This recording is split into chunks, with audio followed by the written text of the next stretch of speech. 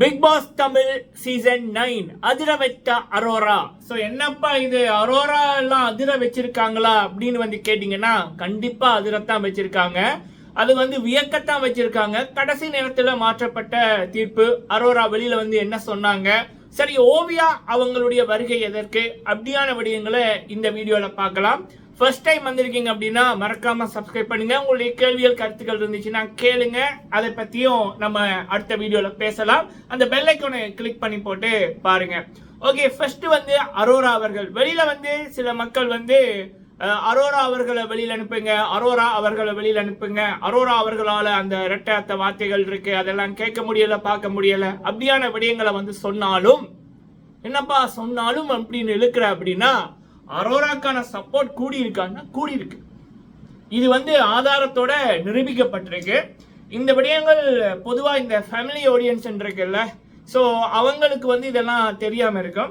பொதுவாக வந்து சோசியல் மீடியாவில் இப்போ யூடியூப்ல நம்ம வந்து இப்போ நம்ம வீடியோ போடுறோம், அது ஒரு ரிவ்யூ வீடியோவோ ஒரு ஸ்பீச் வீடியோவோ இல்லை வெளியில் போய் வீடியோ எடுக்கிறதோ இல்லை அப்படின்னா நாடகம் மாதிரி ஏதாவது நம்ம பண்ணுறதோ, அடுத்தவனோட வீடியோவை எடுத்து போடுறது, அடுத்தவனோட வீடியோவை போட்டுட்டு வாய்ஸ் ஓவர் கொடுக்கறது, தேர்ட் பார்ட்டி கண்டென்ட்டை தவிர்த்து நம்ம உழைப்பு வாயால் பேசுறது, ரிவ்யூ கொடுக்கறது, அப்டேட் கொடுக்கறது, உலகத்தில் நடந்த விடயங்களை பற்றி செய்தியாக சொல்றது, இல்லை வெளியில் போய் வீடியோ போடுறது, சாப்பாட்டு வீடியோ போடுறது. ஸோ இதுக்கு வந்து யூடியூப் வந்து நமக்கு ஒரு 1000 சப்ஸ்கிரைபர்ஸும் 4000 வாட்சவர்ஸும் கிடைத்ததுக்கு அப்புறம் நம்ம சேனலில் ரிவ்யூ பண்ணி போட்டு அவங்க வந்து நமக்கு அதுக்கப்புறம் நம்ம வந்து போடுற வீடியோக்களுக்கு காசுகள் தருவாங்க. ஸோ அது சில பேருக்கு ஒரு 1K வியூக்கு வந்து $5 வரும், வெளிநாட்டு வியூலேருந்து அதிகமாக பார்த்தா அப்படி வரும். சில பேருக்கு 1K வியூக்கு 1000 வியூக்கு வந்து $1 அப்படின்ற மாதிரி வரும், சரியா? ஸோ அது வெளிநாட்டு மக்கள் பார்த்தா காசு 1Kக்கு அதிகமாக வரும். வெளிநாட்டில் அதாவது UK, அமெரிக்கா, கனடா அப்படியான நாடுகள் இருந்து பார்த்தா அதிகமாக வரும். ஸோ நம்ம சைட்ல வெளிநாட்டு ஆடியன்ஸ் வந்து அதிகமாக இருக்காங்க, அதனால எனக்கு அந்த எக்ஸ்பீரியன்ஸ் வந்து இருக்கு, சரியா? ஸோ இது ஒன்று. ஸோ யூடியூப் தான் காசு தரும். அட்சன் மூலம் யூடியூப்பும் அட்சனும் பார்ட்னர். அட்சன் வந்து யூடியூப்புக்கு அவங்களோட விளம்பரத்தை கொடுப்பாங்க, அந்த விளம்பரத்தை யூடியூப் வந்து நம்மட வீடியோக்கள்ல போடும். அப்ப நம்மட வீடியோக்கள்ல அந்த விளம்பரங்கள் வரைக்கும் அதுக்கான காசை வந்து அட்சன் வந்து நம்மளுடைய பேங்குக்கு அனுப்பி வைக்கும், சரிங்களா? ஸோ நம்மளுடைய ஐடி ப்ரூவ் எல்லாம் எடுத்து நம்ம இந்த இடத்துல இருக்குமான்னு எல்லாம் செக் பண்ணி போட்டு இந்த ப்ராசஸ் எல்லாம் நடக்கும். ஸோ யூடியூப்பை பொறுத்த வரைக்கும் யூடியூப் தான் காசு தரும். ஸோ அப்போ அதே போல எல்லா சோசியல் மீடியாலையும் ஏர்ன் பண்ணலாம் டிஃப்ரெண்ட் வேல, சரியா? டிஃப்ரெண்ட் வேல அப்படின்னா இப்போ நம்ம வந்து நம்ம பண்ற தொழிலை ப்ரொமோட் பண்ணலாம். இல்லை அப்படின்னா இப்போ ஃபேஸ்புக் கூட இப்போ யூடியூப்பை போல காசு கொடுக்க ஆரம்பிச்சிருக்கு. இன்ஸ்டாகிராமில் வந்து எப்படி உழைக்கலாம்னா அந்த சப்ஸ்கிரிப்ஷன் அப்படின்னு இருக்கு, மந்த்லி சப்ஸ்கிரிப்ஷன்.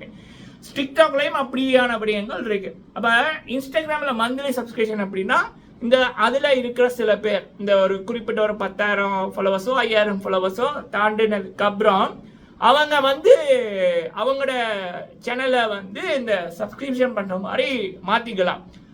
அதுல வந்து மெம்பர்ஸா ஜாயின் பண்ணணும் அப்படின்னா $1000 காசு, $2000 காசு, $300 காசு, $400 காசு மந்த்லி அப்படி அவங்க வந்து கட்டி அதை அக்செப்ட் பண்ணி போட்டு தான் அந்த குறிப்பிட்ட நபர்களோட சில வீடியோக்களை சில விடயங்களை பார்க்கலாம். அது என்ன வீடியோக்கள் அவங்க விருப்பம், சரியா? அதை பற்றி எனக்கு எக்ஸ்பீரியன்ஸ் இல்லை. நான் வந்து இன்ஸ்டாகிராம் பெருசாக அது பாவிக்கிறதே இல்லை, சரியா? இன்ஸ்டாகிராம் பக்கம் என்னோட ப்ரொஃபைல் பக்கம் போய் இப்போ 8 மாதம் 9 மாதம் ஆகுது. கமெண்ட் பேஜில் பிக் பாஸுக்கான இதுகள் நான் வச்சிருக்கேன், சரியா? ஸோ இதுதான். அப்போ இன்ஸ்டாகிராமில் இப்படி வந்து நிறைய செலிபிரிட்டிஸ் வந்து ஒரு விதமாக உழைக்கிறாங்க.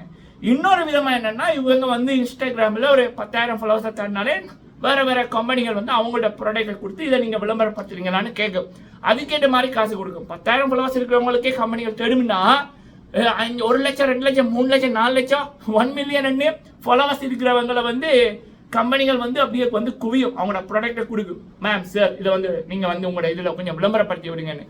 அதுக்கு அவங்களுக்கு 50,000 1 லட்சம் அப்படின்ற மாதிரியான காசுகள் வந்து கொடுப்பாங்க. இது இன்னொரு விதம், இன்ஸ்டாகிராமில் வைக்கிற 2வது விதம். 3வது வந்து அவங்களுடைய அந்த இது ஆடை தொழில் பண்றோம், இல்லை சாப்பாடு செஞ்சு வைக்கிறோம், வெளிநாடுகளுக்கு அனுப்புறோம் அப்படின்ற அவங்களே வந்து ப்ரொமோட் பண்ணிக்கலாம். இல்லை அப்படின்னா இவங்க வந்து ஒரு பெரிய ஃபாலோவர்ஸாக இருக்காங்க, 10,000க்கு மேலே ஃபாலோவர்ஸ் இருக்கு, 50,000க்கு மேலே ஃபாலோவர்ஸ் இருக்கு, 1 லட்சத்துக்கு மேலே ஃபாலோவர்ஸ் இருக்கு.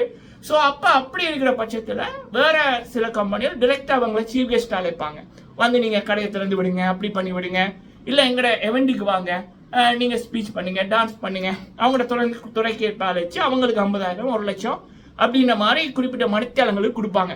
ஸோ இன்ஸ்டாகிராமில் இப்படி எக்கச்சக்கமாக உழைக்கலாம். அப்படி இந்த வேகளில் முதலாவது வேயை தேர்ந்தெடுத்து முதலாவது 2வது 3வது வேயை தேர்ந்தெடுத்து உழைச்சி பெரிய ஆளாக வந்தவங்க தான் அரோரா அவர்கள். சரிங்களா? ஸோ அப்போ அரோரா அவர்கள் வந்து இதன் மூலம் தான் இப்போ பெரிய பெரிய இதில் வெப்சைட்ல எல்லாம் சாங் பண்ணுறாங்க, பிக் பாஸுக்குள்ள வந்திருக்காங்க, படமும் நடிக்க போகிறாங்க. அப்படின்றது வந்து ஒரு இது ஒன்று. அதாவது இதை வந்து வல்லவனுக்கு புல்லும் ஆயுதம்ன்ற மாதிரி கிடைக்கிற வாய்ப்பை பயன்படுத்திக்கணும். அவங்க பயன்படுத்திக்கிட்டாங்க. சரிங்களா?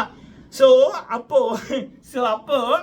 இவங்க பிக் பாஸுக்குள்ள வரும்போது இவங்களோட சப்ஸ்கிரிப்ஷன் இருக்குல்ல, இன்ஸ்டாகிராம் சப்ஸ்கிரிப்ஷன், அது வந்து 1600 தான் இருந்துச்சு. மந்த்லி 400 ரூபா கட்டி பார்க்குற நபர்கள் அவங்க குறிப்பிட்ட டைமுக்கு வருவாங்க.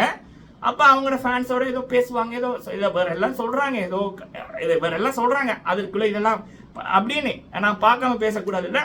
பட் மந்த்லி 400 ரூபா. சரிங்களா? ஸோ அப்போ இவங்களுக்கு இது பிக் பாஸுக்குள்ள வரம்தான் 1600 சப்ஸ்கிரிப்ஷன் தான் இருந்தது. இப்போ பிக் பாஸுக்குள்ள வந்ததுக்கு அப்புறம் கிட்டத்தட்ட 700 சப்ஸ்கிரிப்ஷன் கூடியிருக்கு வித்தின் 10 days. சரியா? ஸோ அப்போ இது வந்து இப்போ சில மக்கள் அரோரா வெளியில் அனுப்புங்க அப்படின்னு சொன்னாலும் சில மக்கள் அவங்கள ஆதரிக்கத்தான் மக்களை செய்கிறாங்க. சரியா? இது வந்து ரியலாக நம்ம வந்து பார்த்த ப்ரூஃப்.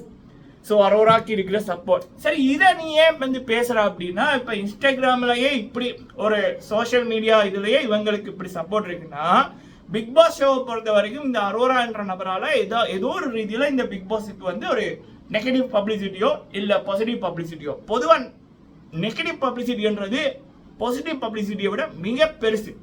சரியா? அப்போ அரோரா உள்ள இருக்கிறபடியா அந்த ஒரு நெகட்டிவ் பப்ளிசிட்டி வேற லெவலில் வருது. சார், அவங்க பண்ற விடயங்கள் ஹிந்தி பிக் பாஸுக்கு இணையா போகுது. அப்ப இதெல்லாமே பிக் பாஸை பொறுத்த வரைக்கும் பிளஸ் தான். நீங்க கேட்கலாம், வெளியில அரோரா வெளியில அனுப்பு, அந்த கொடி இந்த கொடி அந்த இது அப்படின்னு பறக்குதுன்னா அவனுங்க என்ன பண்ணன்னு தெரியாம பப்ளிசிட்டி தான் கொடுக்குறாங்க. பிக் பாஸ் எவனாலையும் அசைக்க முடியாது, தொடக்கூட முடியாது. சரியா? பிக் பாஸ்ன்றது சீசன் 10 மட்டுமில்ல, தமிழ்ல 10 மட்டுமில்ல, அது 50-16 வரையும் போகும். அதை வந்து நிப்பாட்ட முடியாது. ஏன்னா அவங்க எந்த தப்புமே பண்ணல. அவங்க ஓனட்ட அவங்கள வர வச்சு பாருங்க அப்படின்னு சொல்லல. எத்தனையோ சேனல் இருக்கு டிவியில, அதை நீங்க பார்க்க விரும்பினா பாருங்க, இல்லைன்னா ஓடுங்க. அவ்வளவுதான் மேட்டரு. சரியா?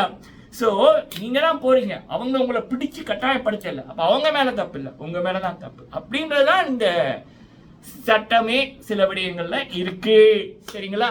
ஸோ அப்படி இருக்கக்குள்ள அரோரா வெளியில் அனுப்புவாங்களா? இதை சொல்லத்தான் நான் இவ்வளவு விடயம் டீட்டெயிலா சொன்னேன் மக்களே. அதனால இந்த முறை வெளியில போன நபர் யார் அப்படின்னா, நான் ஆரம்பத்திலே சொன்னேன், பிக் பாஸை பொறுத்த வரைக்கும் ஓட்டிங்ல இப்ப கடைசியில் ஒருத்தங்க இருந்தாலும் அவங்களுக்கு மேல அதுக்கு மேல இருக்கிறவங்களுக்கு ஜஸ்ட் ஒரு 1000 ஓட்டு, 500 ஓட்டு, 600 ஓட்டு, 400 ஓட்டு, அப்படியான சின்ன டிஃபரெண்ட் இருக்கிற பட்சத்துல கடைசியில் இருக்கிறவங்களை தூக்காம மேல இருக்கிறவங்கள அதுக்கு மேல இருக்கிறவங்கள அவங்களோட இஷ்டத்துக்கு தூக்கலாம். இது எல்லா லாங்குவேஜ்லயுமே இது நடந்திருக்கு. ஸோ அப்போ இது ஒரு விடயம். ரெண்டாவது, அந்த எவிக்டார நபர்கள் வெளியில போய்க்கலாம், நெகட்டிவிட்டி இல்லாம நல்ல மாதிரி அனுப்பி தான் பிக் பாஸ் டீம் வந்து விரும்பும். ஸோ அப்போ அரோராவை பொறுத்த வரைக்கும் கண்டென்ட் கொடுக்குறாங்க, பிக் பாஸ் டீமுக்கு ஒரு ப்ளஸ் தான். இன்னொன்று வந்து அரோரா நெகட்டிவ்ல இருக்காங்க இப்போ. அண்ட் இது எல்லாத்தையும் தாண்டி இன்னொரு ப்ளஸ் என்னன்னா, அரோராக்கு வேண்டப்பட்டவர்கள் பிக் பாஸ் டீமுக்குள்ள இருக்காங்க. ஸோ இப்படி இருக்கக்குள்ள அரோராவை இப்போ அனுப்புவாங்களான்னா இல்லை. இதை நான் நேற்று போட்ட வீடியோலேயே சொல்லியிருந்தேன்.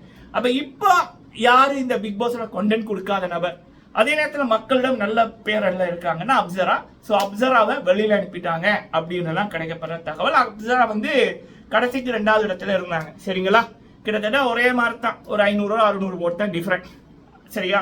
அரோரா கடைசியில் இருந்தாங்க. பட் அரோராக்கும் அப்சராக்கும் முடியல 600-700 ஓட்டு தான் டிஃபரெண்ட். அவ்வளோதான் மேட்டர். சரிங்களா? ஸோ அப்சரா அவர்கள் வெளியில போயிட்டாங்க. அவங்களோட நல்ல மனசுக்கு அவங்க நல்லா இருப்பாங்க அப்படின்னு நினைக்கிறேன். வாழ்த்துக்கள். ஸோ அடுத்தது வந்து பாத்தீங்கன்னா ஓவியா. ஸோ ஓவியா அவர்கள் வந்து இப்போ வைல்ட் கார்டு என்ட்ரி டாக் வந்து போய்கொண்டிருக்கு. அப்போ நம்ம மக்களோட விருப்பம் என்ன அப்படின்னா, புதுசா போட்டியாளர்கள் போடுறதை விட இப்போ தெலுங்குல எல்லாம் பழைய போட்டியாளர்களை உள்ளுக்குள்ள போடுறாங்க. ஆயிஷா அவர்கள் பிக் பாஸ் சீசன் 6 போனவங்க, தமிழுக்கு வந்தவங்க இப்போ தெலுங்கு பிக் பாஸ் போயிருக்காங்க. எக்கச்சக்கமான வரவேற்பு, நல்ல ஒரு பப்ளிசிட்டி தான். அப்படி இருக்கக்குள்ள தமிழ்லையும் வந்து பாத்தீங்கன்னா ஓவியா, பிரதீப் அண்ணனி அப்படியான நபர்களை போட சொல்லி மக்களோட குரல் ஒலிக்குது. ஸோ ஓவியா இப்போ வேற லெவல்ல எபிக்லாம் இருக்காங்க. அவங்களுடைய போஸ்ட் எல்லாமே ஃபயரா இருக்கு. சிங்கப்பெண் மொமெண்ட் தான் ஓவியா மேம் அவர்கள். ஸோ அப்படி இருக்கக்குள்ள ஓவியா வந்தா நல்லா தான் இருக்கும் அப்படின்றதான் நம்மளுடைய இதுவும். ஆனா பிக் பாஸ் டீம் பண்ணுவாங்களா இல்லையா, தமிழ்ல இந்த பழைய போட்டியாளர்கள் திரும்ப எடுக்கிற மெத்தட் எப்ப கொண்டு வருவாங்க அப்படின்னு எனக்கு தெரியல. இப்ப நம்ம சைட் வருகின்ற அப்டேட்டின் படி ஓவியா இந்த சீசன் வர சான்ஸ் இல்ல அப்படின்றதான். சரிங்களா? ஓகே மக்களே, நீங்க உங்களுடைய கருத்துக்களை சொல்லுங்க. வீடியோ பிடிச்சிருந்தா லைக் பண்ணுங்க. நன்றி.